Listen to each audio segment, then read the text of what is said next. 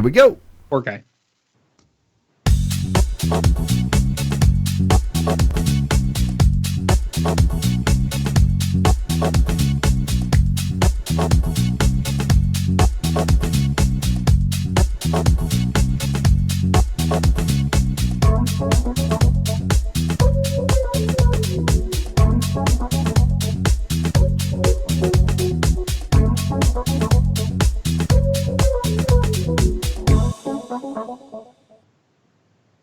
Hey everybody, and welcome back for another exciting episode of the VOD Squad, the show where we talk about content, providers, hardware, all of that stuff. I'm Clyde, and Hi, today, I am joined by Matthew Ross. Hi, everybody. And Jimmy Trammell. Hello, everyone. Jimmy's back. Yay! I'm back. And Matt's back too. Where were you? Did you forget about the show last week? Well, I got a story to tell. Oh, I like stories. So, Jimmy, you were going to be gone. You're going to go be visiting your father, correct? Correct. Cool. Totally excused. Me, I got sick in a food poisoning kind of way. You know you're not supposed to eat seafood that you purchased from the back of a white van in the Costco I parking didn't lot. do that. You know, chicken sushi is not a deal at any price. No, I didn't do that. No, it actually, I believe it was because I had some cheese in the fridge, and I cut off the part that looked like it was starting to mold, and I ate the rest of it. And Yeah, I made it through the. I made it through the day at work, barely. I had a fever even. I felt hot. I don't know if I actually had a fever. And I was exhausted. And I got home and I said, okay, I'm going to take a 20-minute nap. So I lay down about 4 o'clock to turn on my alarm for 20 minutes. Sleeping. Alarm goes off. I wake up. I go, I don't feel like I got enough sleep. I'll just go ahead and, hit the button that would say snooze. I wake up about 8:30. Show's already over. I've already texted you and said, am I late? Oh my goodness. What's going on? And, you guys are like, we had just shut down the stream. We're done. Oh man. So I just got 4.5 hours of sleep, at which point I got up, I had something to eat, and then I went back to bed for a whole night on 8 hours of sleep. So kids, moral of the story, if you look in the fridge and there's something fuzzy growing on your thing, that's the indicator that it needs to be thrown away. Yeah. Unless you are intentionally growing penicillin because you work for a pharmaceutical company that makes the penicillin pills. But even then, you don't eat it. No, unless you need to part penicillin. Or, no. No, it was my fault. I totally slept through the show. My apologies. Yeah, I watched the show. You guys did a marvelous job last week. I'm sorry. I know, I saw the shame thrown my way. I felt it. Hey, we got to throw a little shade. I felt it, and it's okay. I understand. Do you have a good trip, Jimmy? Yeah, I had an excellent trip. Got to go visit my father. He and I sat and watched on TV, watched the Masters together. So first time in a long time that he and I got a chance to do that. Rock on. Sounds like fun. All right. Well, on that note, should we get into a little bit of news? Oh, sure thing. We should. We have started off this week with a little story about YouTube TV. By the way, did you know that YouTube TV launched last week? Wait. Wait. What?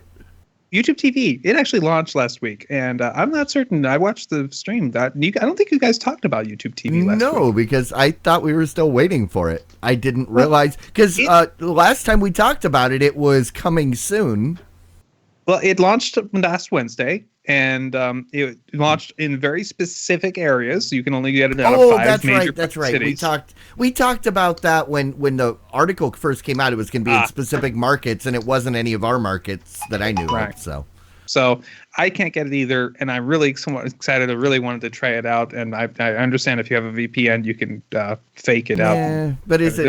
I haven't I haven't decided to do that yet. Anyways, I'm going to be patient, but there's been some stories that have been developing due to it. One of the big stories was that apparently you have this unlimited DVR feature that's built into it, but if you choose to DVR a show and then later it becomes available on demand, your DVR version disappears and you're forced to watch the version that's on demand, including ads, which are unskippable if that's how it's set up to be. Yeah.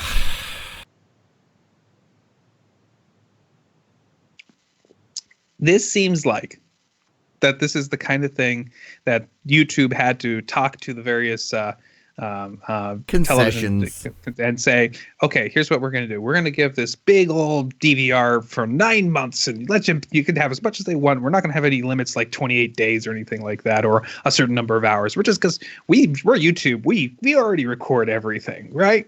So why can't we do that? And so after little discussions about little things, they said, okay, what's your beef? And they were all, and I could see the companies saying, well, when they have this DVR version, they can skip the ads and we get revenue from ads and we don't actually track that. And what about if we could, they made this compromise. If we give you the version that you can get on demand, no ads, skipping the ads.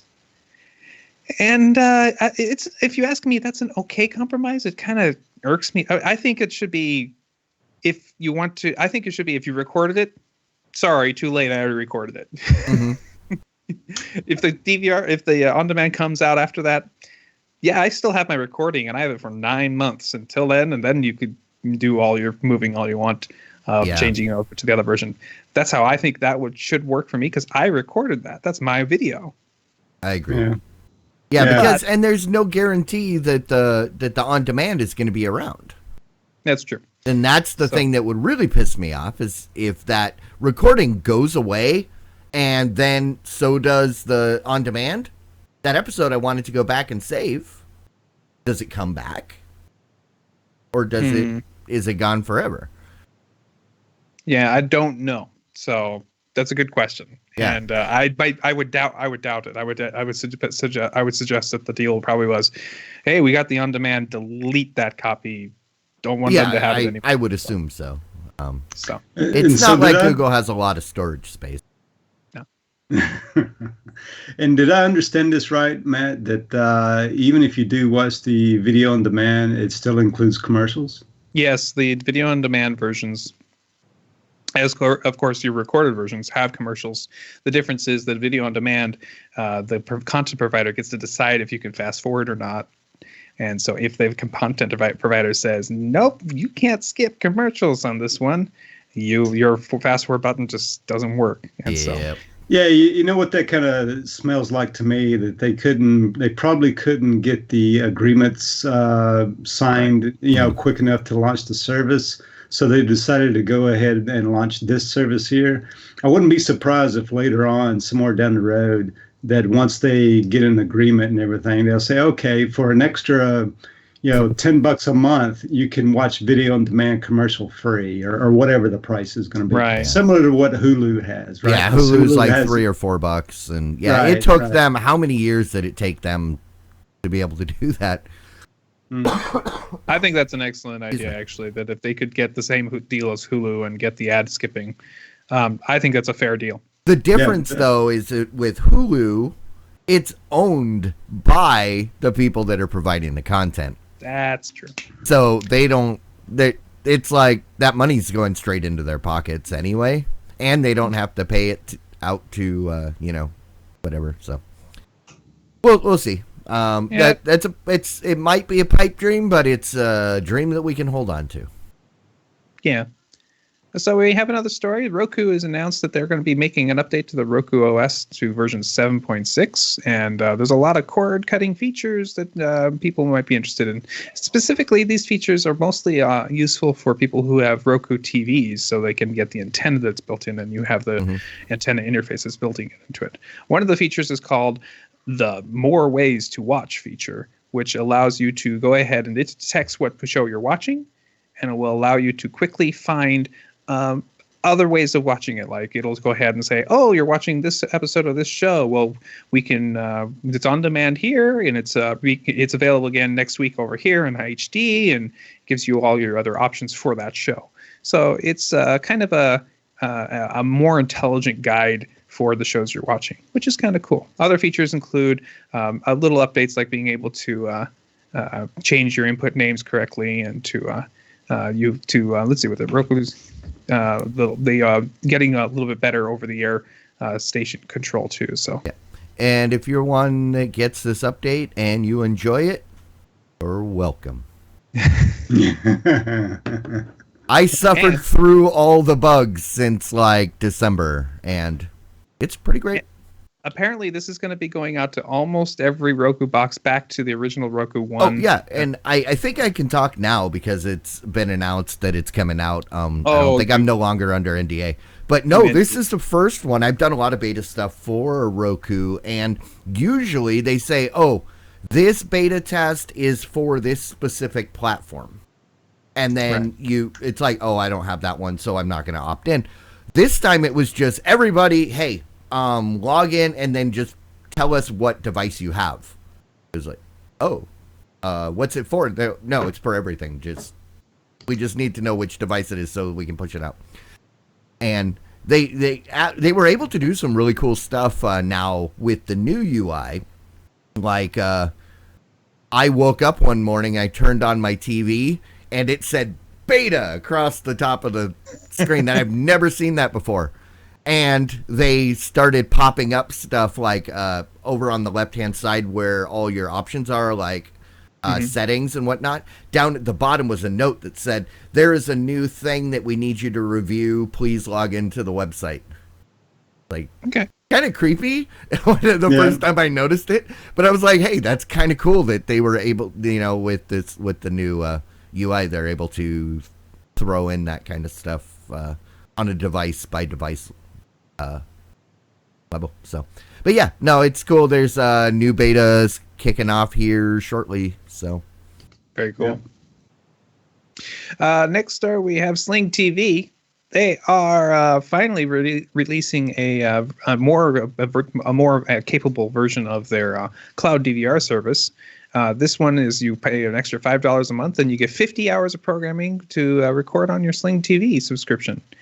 It's coming out to the Fire TV and to the Fire TV, and it's been around on the Fire TV, but it's coming out to the Android to Roku users, which that hits almost everybody. And it looks like, according to the article, they're going to be hitting the Apple Plug the option next.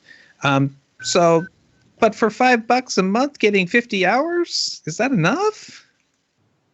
Well, I have my TiVo, and I don't even know if I record that much every month. Because I watch most stuff on demand. But then again, we've established I'm not the average consumer, so I'll take myself out of that equation. Yeah. And I tend to agree with Clyde, right? Because I've never recorded anything. And I like watching video on demand, right? I like the Netflix model, right? Where you can go through there. It keeps track of what show I'm on. Hulu does the same thing. Those are the models I like, as opposed to having to spend more time. Okay, when does it come on? Okay, I gotta schedule this thing up and get all the episodes. And then did this thing skip an episode and that kind of thing. I shouldn't say that I've never recorded anything. I have recorded. I've tried this out, but typically those are the kind of things that you run into when you do that. And to put it in a different context, I remember when I got my first TiVo, it was 40 gig, and that was way before streaming, so everything both me and the wife watched was recorded, and we never had a problem with the 20 gig. That was recorded in standard def. But even when I moved up to the, when I watch something, I go, oh, deleted. So there was always space. Yeah, unless you're the kind of person that likes to archive stuff, I don't think it's going to be an issue. The question is, do you want to pay $10 for the DVR?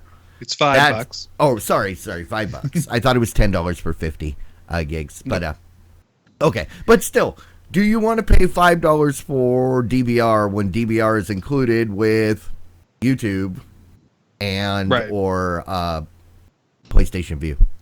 I think it's the price is fair. Mm-hmm. So I think that as an add-on, in order for them to make more, to expand what they need to make in order to keep having a great service, this is a fair thing to ask for, and it's not that much money. That being said, of course, I hate being nickeled and dimed in all different ways as well. So yeah, at least they don't charge me per set-top box I have in the house. So yeah, I'll talk to my sister this weekend and see if that interests her, because after we tried Sling TV back in November, mm-hmm. I had accidentally paid for an extra month and I wasn't going to use it. So I logged in. I told that when I was up there for Thanksgiving, we were talking about their Roku, and I said, and I hooked it up. I said, try it, see what you think. Well, I saw her like 2 weekends ago. She says, that Sling thing you showed us? Yeah, we subscribe to it. We use it all the time. I was like, wow, rock on. So there is a market. So I'm curious what they'll think. I'm guessing that it's the missing feature. So I'm guessing this is great. I just really wish there was more than 50 hours, quite frankly. I mean, I'm sure that's actually not that bad. It just doesn't sound like a lot to me. So, and if for $5 for it, it means if I want another 50 hours, I have to pay $10. I don't know. It just seems. It just comes off as maybe not the right amount or the right amount for me. So we'll see. Mm-hmm. Next door, we have another big company coming in order to go ahead and start their own streaming service, saying that, we're going to do the same thing that everybody else. We have good old-fashioned CenturyLink saying, hey, we just purchased Level 3. Why don't we go ahead and use all this big bandwidth in our Prism TV that we've been selling to our customers, and let's see if we can compete against the big guys like PlayStation View or Sling TV, and maybe we'll go ahead and make our own. It's they're considering it, but this begs the question. Now that we have, practically everybody getting into this game, are we getting crowded yet? It's AT&T, it's Direct, which is DirecTV, it's Sling. It's PlayStation. It's now Google. When does this end? Well, I don't think we're at the oversaturation yet. Okay. Obviously, the more players, the better, because if a lot of people do good, that puts pressure on each other to bring better service and bring the prices down. Eventually, some of these are going to fall off, and some people are going to get burned. But I think it's going to be a while.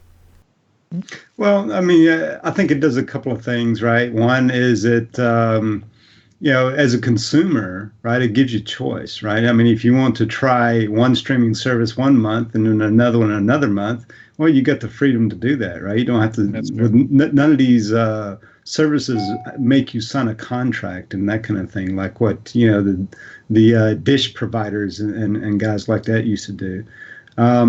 And two, I think another thing it does is it's showing the cable companies and content providers that streaming is the way. Streaming is not going to go away. It's not just a fad, right?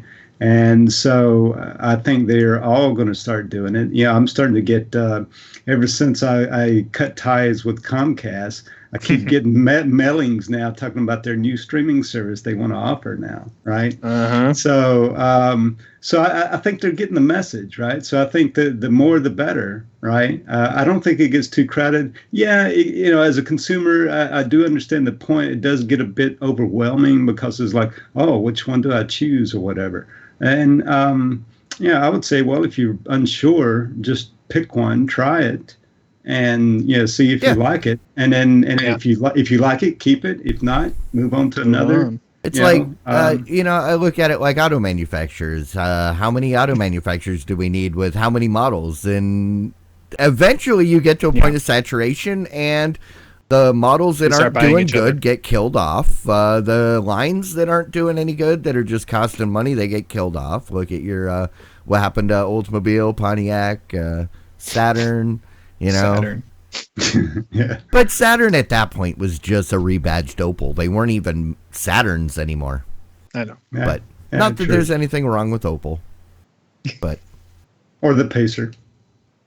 no, there's everything wrong with the Pacer. Although I do have a very not secret dream that I want a Gremlin, but that's for another show. Yeah, so CenturyLink, I don't care. Yeah. Okay. We'll see. Well, we have one other one for you. That's we have DirecTV Now. Is now just $10 a month if you are an AT&T Wireless Unlimited Plus customer. Basically, if you are paying for one of the highest plans for AT&T, they'll go ahead and throw in their DirecTV Now for just $10 a month, which is how gracious of them. I know it's quite a deal. So. Which But the question I have: why can't they offer that to AT&T internet service provider customers such as myself? Right, I would do this for $10 a month. Talk to their PR department, see why they aren't doing that. But it's mostly because I think they're trying really hard to make sure that that those people who are paying those high multiple unlimited plans throw them a bone for all the things that they're having to pay for. Because how much is that plan? I need to look that up. For the AT&T Unlimited Plus. I just added my kids onto my plan, so I finally moved to an unlimited plan, and I think it's 160 for 4 lines. Whoa. Well, it's not so bad. It's not horrible. Not terrible. It's comparable to what I was going to pay with T-Mobile, except AT&T, they still have all the hidden charges where T-Mobile has your upfront, everything's included. But it turned out to be a huge hassle to move to T-Mobile, so I kind of got stuck. Well, it's okay. You can change. But this makes me happy because I have wanted to try Dish, but there was no way I was going to pay. The appeal was not there. But if I can dip my toe in for $10, I'll try it. Yeah, and as soon as it gets a DVR, you'll actually like it, I'm sure. Well, I mean, we already know that I'm not going to like it just because I don't watch live TV. So no, that's right. You are the oddball. So. Yeah. And, well, that concludes this week's news. So all right. Well, guys, thank you for joining us. I think that's a wrap for the show, right? You don't want to talk about anything else? Well, was there anything else to talk about? Okay. I thought we had something in the feed. Well, for us no, to talk about. if anybody's got any ideas, I'm willing to stick around. Well, what about the state of 4K content? The state of 4K? State of 4K? Is that what we're calling Puerto Rico now that they've finally voted to become part of the U.S.? The 51st state? Yes, we're annexing Puerto Rico. Oh, man, there goes the flag. I have to mess up all the stars. I know, we're going to... Well, I mean, they...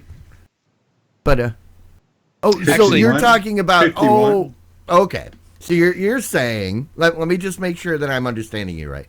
You're saying... Where are we at with 4K right now? That's precisely what I'm saying. Yeah, we can talk about that. I got a few minutes. Okay. All right. It won't take very long. It's 4K. It's here. There you go. Yeah, that's all you need to know. If you didn't know, 4K is literally 4 times 1080p. Yep. As far as resolution goes. So if anybody out there did not know that. Yep, that's true. So it's interesting that the services that are out there that provide 4K right now is it's still kind of limited.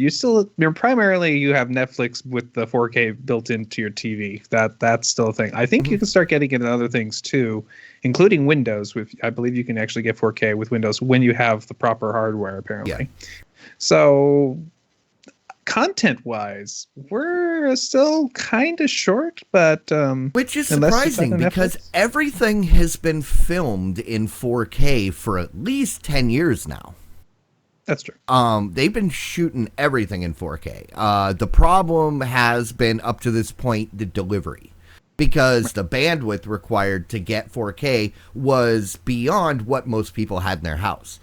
But now with the advent of gigabit internet and everybody's got at least 20 megs, on average, that barrier is no longer there. So now it really just comes down to, do you have the hardware? Right. So we know that Amazon is working on 4K. Mm-hmm. Right. We know that Apple is working on 4K. Yep. They have some 4K content. We know Google has 4K. So you can rent movies in 4K right now. It's actually a thing. Netflix has lots of 4K content. Yep. So does Hulu. Hulu is also getting into the game, right? Other things too that that I found interesting is that there's a service out there, Fandango, who sells you movie tickets. There's a service out there called Fandango Now that you can rent a creative name there, huh? But you can rent these 4K movies for $7, right? Or purchase them for $25, right? So they have a lot of content there that you do. Netflix, as we mentioned, you pay a few bucks more a month, and you can get 4K content there. Sony Ultra is another service provider that offers 4K streaming. And then there's another service that I haven't heard about, but it is out there. It's called Ultraflix. There you can rent. You can actually, they have very few free titles, but then you can rent some for $10 a month. I think these are mostly B-rated movies, that kind of thing. And then you got Vudu. Right, that's out there. I think most people know about that. And then, as we were just talking about in the news feed, you also have YouTube. Right, YouTube has a lot of 4K content. So I think that it's getting there. Right. Also, too, there's strong rumors that Apple's going to be making a 4K Apple TV. And I hope alongside that, or, not too far down the road after they release one of those, they also open up a 4K iTunes store. That's my hope. I've not heard too much rumor about that, but I guarantee when they do, Apple will claim that they invented the 4K content store, and everybody will toe the line. Everybody else will be like, and they invented it. They were the first. Right. 10 years later. No. Perhaps, but I mean, the thing is, I think there's a lot of content now. I mean, I still got my 2008 1080p television, which is my main television that I have in the house. I don't have a 4K television. And I've been waiting on the content to get there. Up until recently, you could definitely make a strong argument. There's not enough content, right? Yeah. And but now that argument is starting to subside a little bit, and the content is starting to get there. And but you do need the hardware to go along with it. And that was going to be my question for you. How do you think it works? Does the hardware adoption drive the content creation, or is it the content availability that will drive the hardware adoption? In other words, are people are they going to create have more available because now a lot of people own the hardware, or is it going to be that people are going to be incentivized to buy the hardware because there's a lot of content? Or is it kind of somewhere in the middle? I think you have those people who are really into it. And you've got early adopters, and I'm not going to even consider early adopters in that. So those guys are the buying the hardware first and waiting for the content. Yeah. I mean, you had people buying HD TVs in the year 2000. Right. When was the first HD anything really available? Like 2005, 2006? Yeah. But then you have the other end of that spectrum, which is the guy who goes going to be the holdout. Yeah. It's like me. It's like, I'm going to go out and buy an HD TV. And I'm looking around like, I can't find an HD TV. All I got is 4K left. Yeah. They can't get one. Well, I guess I'm going to buy a 4K TV. And so and I think there's actually a decent number of people like that where they don't care at this moment, whether it's 4K or if it's just regular HD, because it was good enough at HD, and it's not been a long enough time and a big enough jump for a huge difference. It's a big difference, but it's not. It wasn't standard depth to HD. And I was going to say, I mean, they really need to get on it because 8K TVs are here. I know. Yeah. I mean, they're the early adopter phase right now because they're way too expensive. We don't even have a lot of the 4K content, let alone the 8K content. But, I'm in that kind of towards the other side of, I've got the hardware. My Roku 4 is 4K capable. I have the subscriptions through my Netflix subscription that I pay for. I get 4K stuff. Right. I don't have a 4K TV. Aha. But that's the thing. So, and right now, I'm not personally motivated to go out there and buy a 4K TV because I've got my perfectly good plasma that's 1080p. Right. Good enough. Just so you know, the video that that is being sent to your TV, even if it's going to be taking it down to 1080p, it'll look better. Yeah.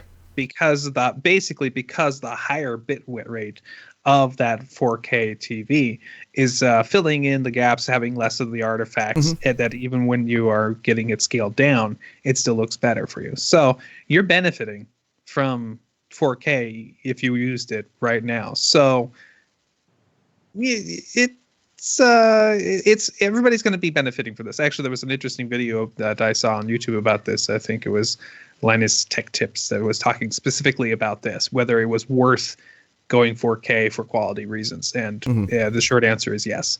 So even if you're doing 1080p. Yeah. So your next TV will be 4K. That's your answer. Yeah, my next TV will be 4K, but I am not rushing out to buy a 4K TV. Like you said, I'm going to hold on to my prized plasma until I've replaced every capacitor and diode, and there's no possible way to resurrect it. Oh, right.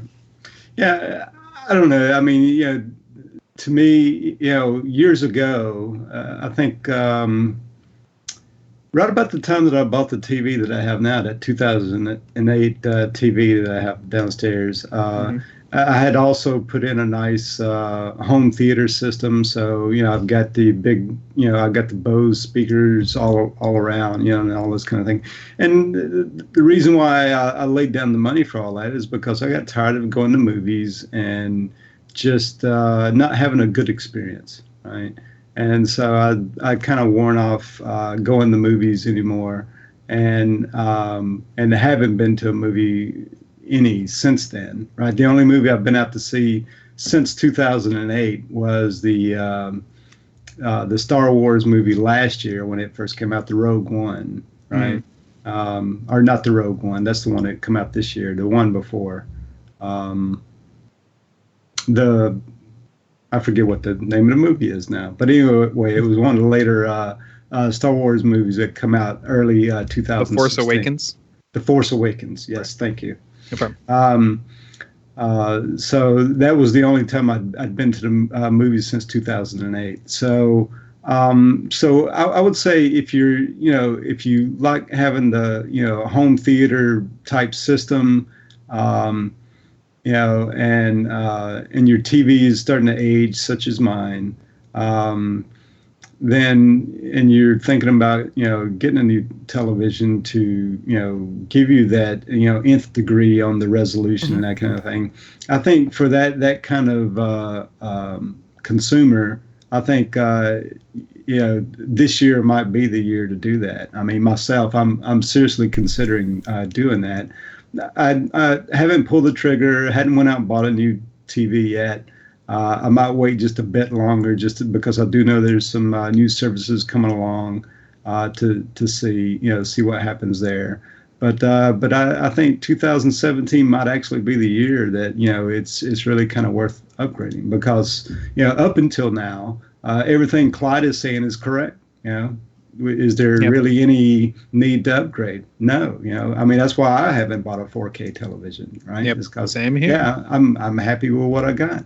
But the services have gotten there now, to where now I'm starting to second guess that now. I'm starting to say, hey, maybe so. It's looking very promising, right? So yeah, this might be the year for me. I could hold out another year. Maybe I'll wait until 2018. Yeah. Right. Right. But I do think it's getting very interesting. And one thing I'd ask you, Clyde, to maybe, just for the audience and even for my own sake too, to reiterate, what you saw at CES, how much of a difference did the 4K televisions make when you view those, right? 4K, did it really jump out at you, or it depends. It depends on the content. When you go to shows like that, they painstakingly make like still images that are, to show it off.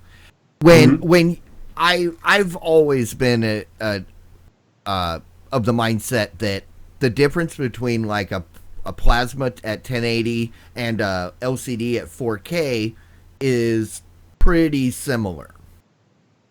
You get into the UHD a little bit better, but when you get to the 8K, holy crap.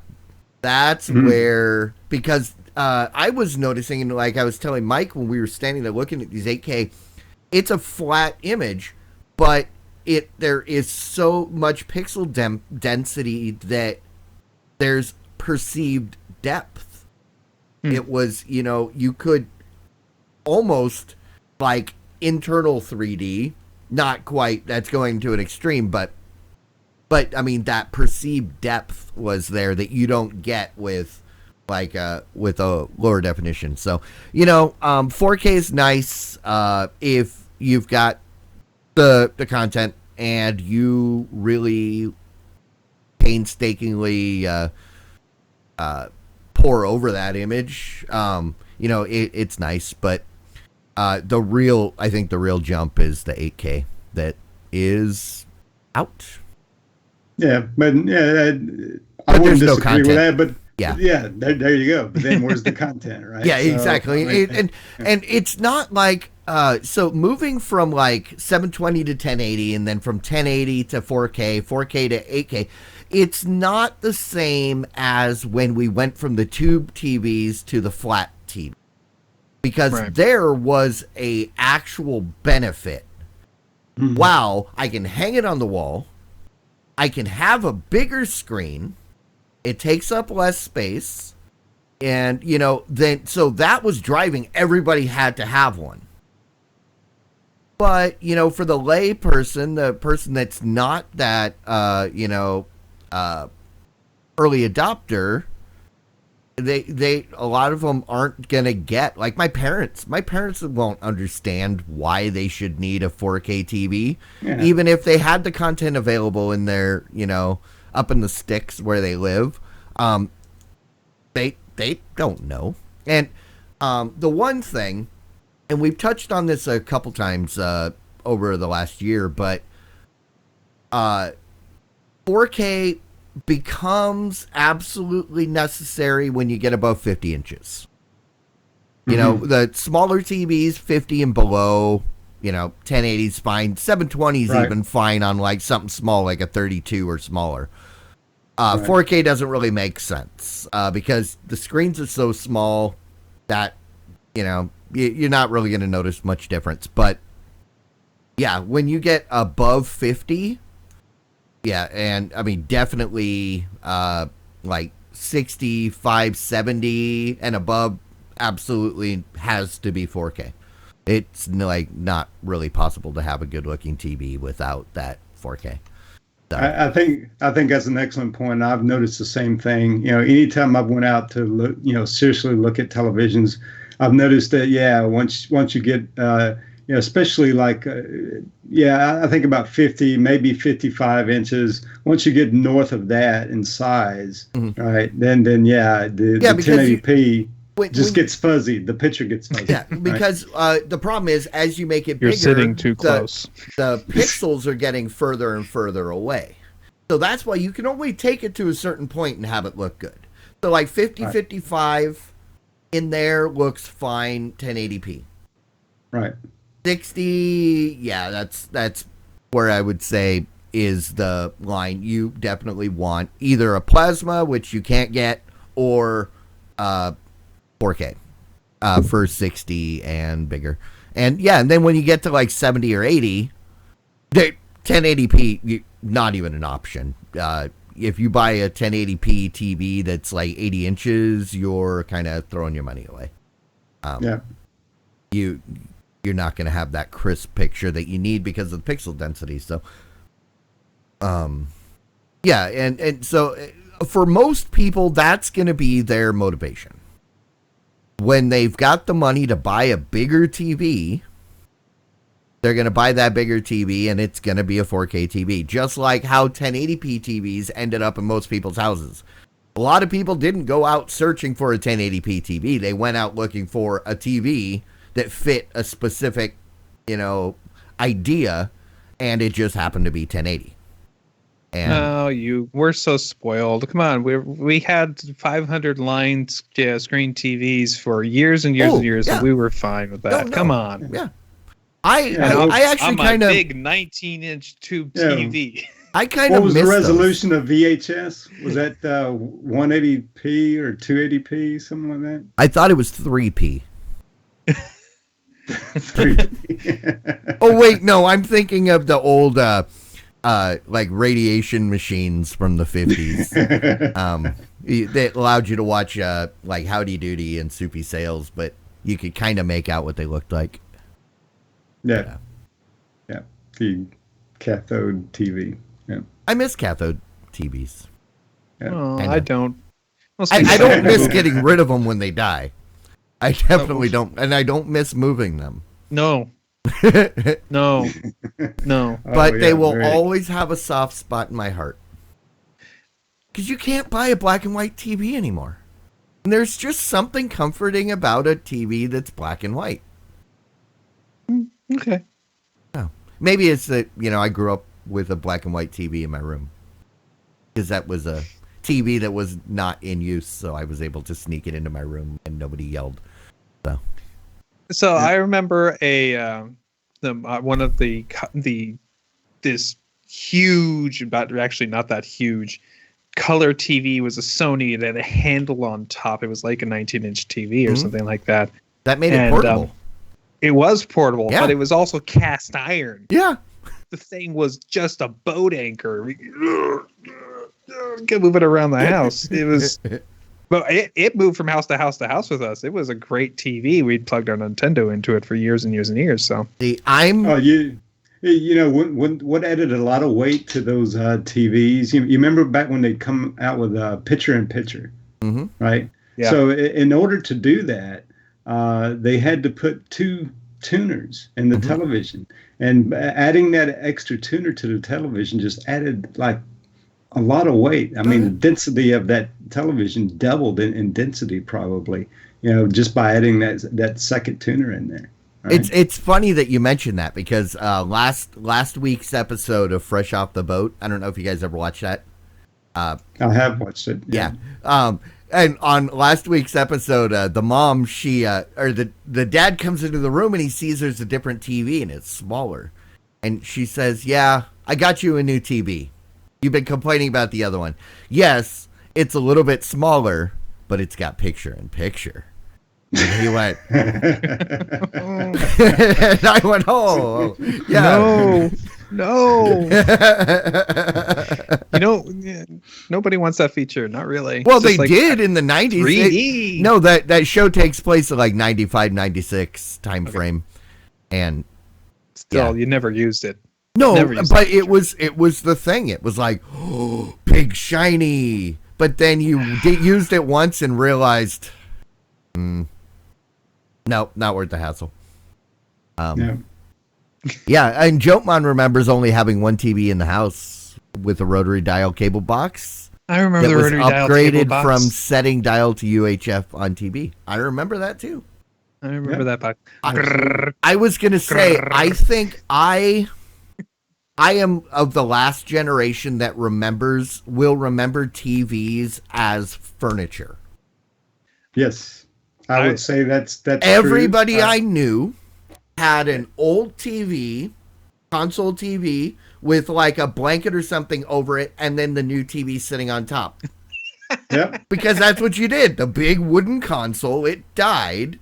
Eventually, you can't fix it anymore. You just put the new TV on top of it. So I remember console TVs because like my grandparents had one, and it was still working. So, I had a console TV that I bought back in the 1980s.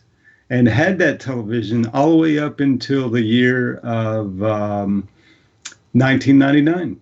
Yeah, I believe my dad still has the TV from his childhood back in the 50s.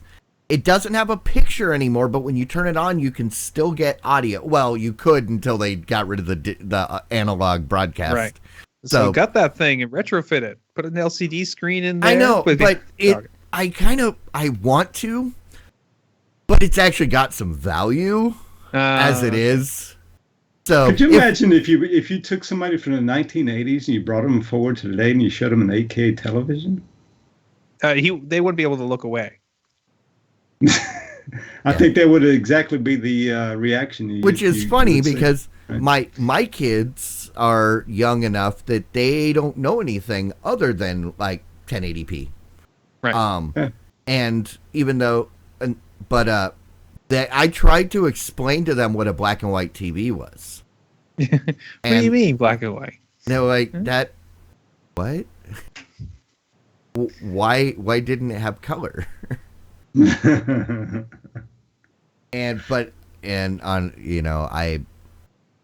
completely anti colorizing. They go back and ruin old stuff. Like the first, it's completely off topic, but it's always been a huge, it bothers me, is the first, like one of the first episodes of Bewitched. They colorized it. It was originally black and white. Mm-hmm. Well, there's a part where the TV is broken. And she used her magic to fix the TV. And the TV comes on and it's in color. And I said, if you're going to colorize the show, pay attention to the details. They didn't have color TVs so that TV should not have been colorized. So if you're going to colorize stuff, colorize the right stuff. And, and that always bugged me that it's like, nope, the Stevens didn't have a color TV. See, if it was the TV was broken and the show was in black and white and then she fixed the TV and suddenly it was in color. And then they totally did a Pleasantville where things are slowly turning to color during the episode. That'd be cool. That would have been cool. And then at least, but... Especially anything she wiggled her nose at. Anything. And that was the thing is it could have worked in context if the people, when they saw the TV and they say, oh, you got the TV fixed. They didn't comment on, holy crap, how is that color? Yeah, I understand what you're saying. So I was just like, Ted Turner, keep your. I love that that comment. I'm trying to remember who it was, but he's told Ted Turner to keep his crayons away from his work. But yeah, no. So I mean, yeah, we're getting there. As far as adoption, it's slow, and it's gonna be one of those things that by the time it's synonymous, we're moving on. Because right now we're finally at the point where you can get 1080 everywhere, Right. and it's time to switch, right? Right. Yeah. No, not yet. I don't think it's actually time to switch yet. Oh, they want us. They're telling us it's time to switch. I know. Just ignore what they're saying and continue all the on. ads I see tell me it's time to switch. You'll be fine. It'll be fine. You'll look even better because they're giving you through 4K content on your 1080p. It'll look great. Don't worry about it. Okay. I'll trust you. Well, eventually your 1080p television will break, right? Right. And then you'll get it 4K. And that's fine. That's a normal way where that's the way most of us are going to be getting 4K. But then I gotta buy an LCD. What? Hey. But then I have to buy an LCD TV. Well, yeah, sorry. you Got an could, OLED. Got an OLED. Yes, Yeah, I I am like actually Fitz. excited about OLED. I like OLED. I like Fitz's comment. It said, "Why don't they make a 4K console?"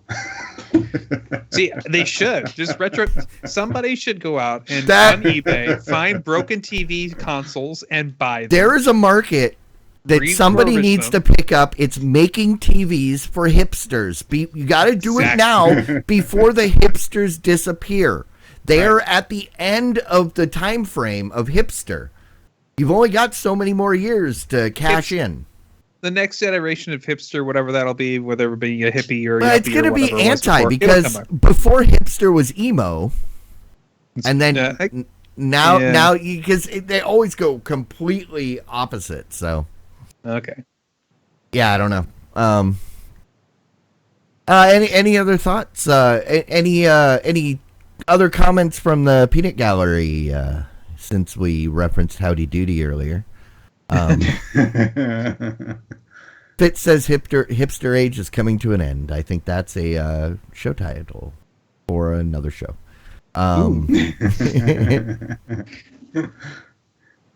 Yep.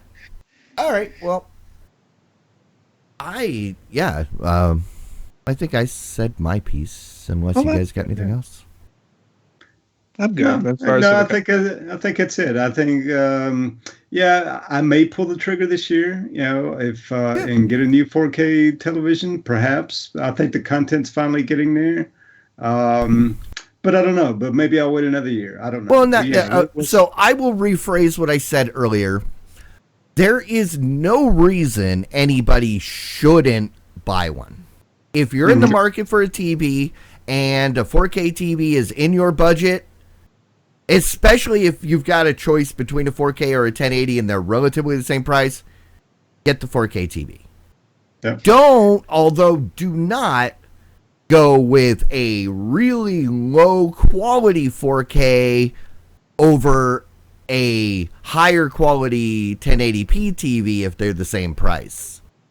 You know, Okay. yeah. That would be the one exception, I think. So like if you can get like an Element 60-inch 4K TV for the same price as like let's say a Sony higher end 1080p for Sharp the same Aquos. size or Sharp Aquos or something. Yeah, go with the 1080. Don't buy the low end crap. You're just gonna throw your money away. But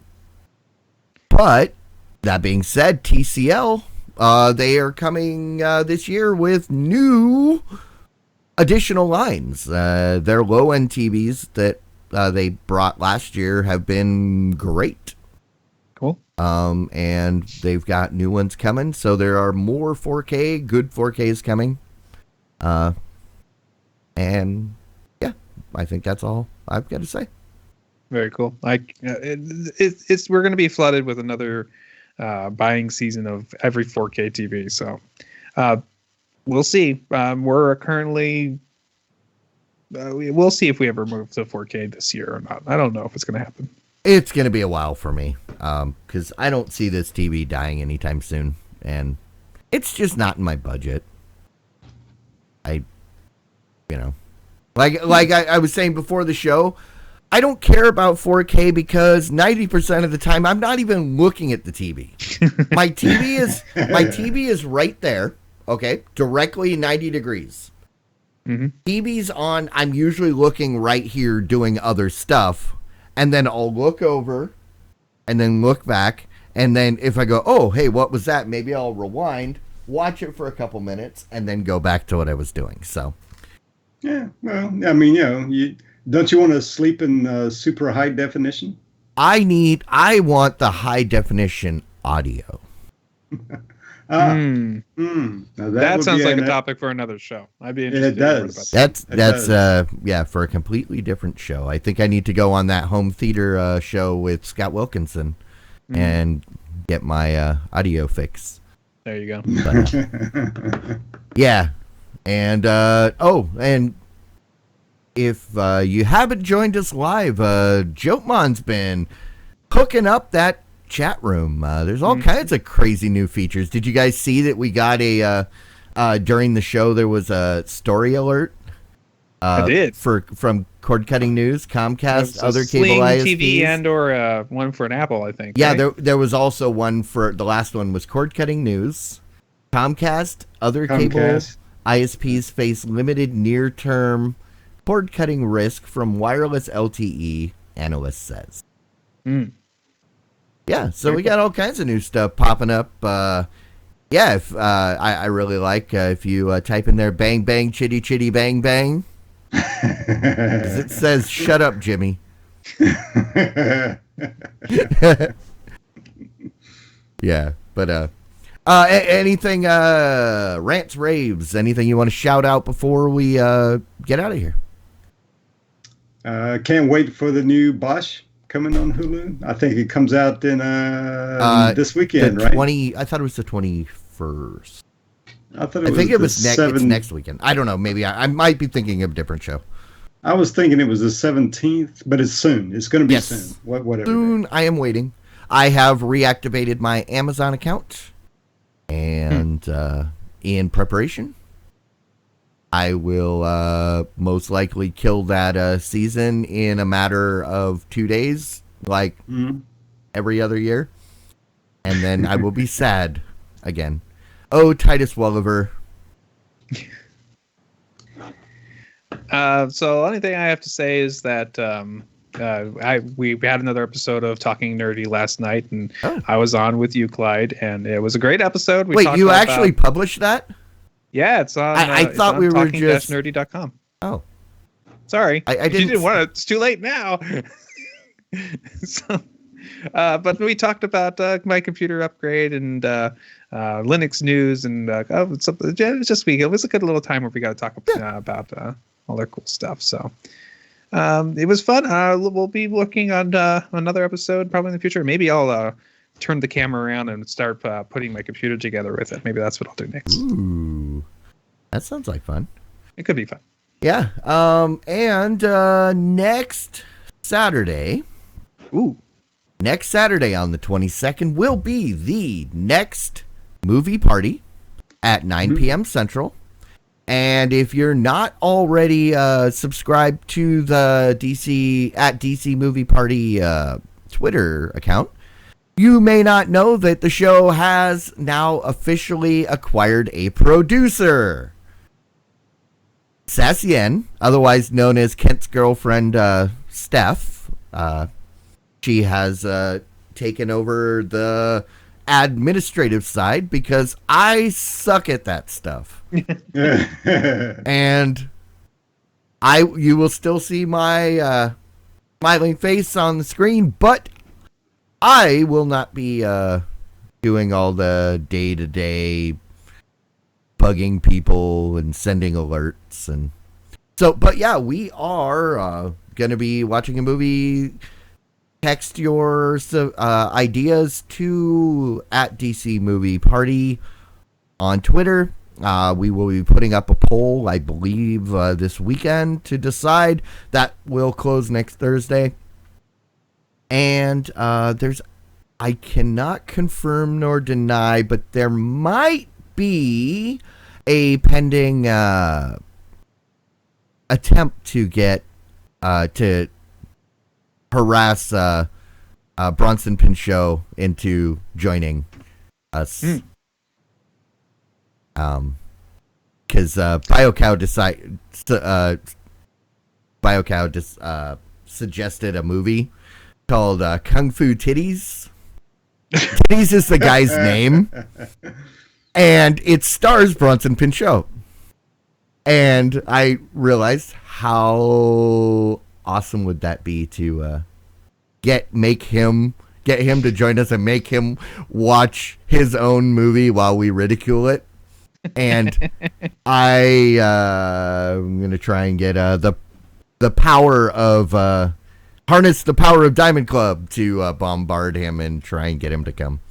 Okay. I don't think he's doing anything else. I haven't seen him in anything else since he stopped being a perfect stranger. Yeah. Other than that, thanks for hanging out. Yeah. Fitz, Jotman, Vodbot, Jimmy, Matt.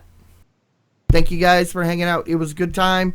We will be back next Wednesday, 9 p.m. Central, here on Diamond Club TV. As always, see you guys later. Bye, everyone. Bye. Diamond Club hopes you have enjoyed this program.